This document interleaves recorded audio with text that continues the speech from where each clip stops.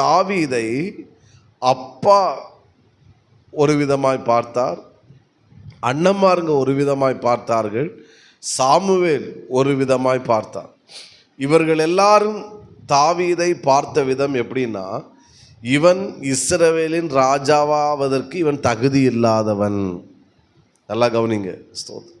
ஆனால் தேவன் மட்டும் தாவீதை எப்படி பார்த்தார் என்றால், இவன்தான் இஸ்ரவேலுக்கு அடுத்த ராஜா, அதற்கு தகுதியான நபர் இவன்தான் என்று தேவன் மட்டும் தாவீதை பார்த்தார். ஆமென் சொல்லுங்க பார்க்கலாம்.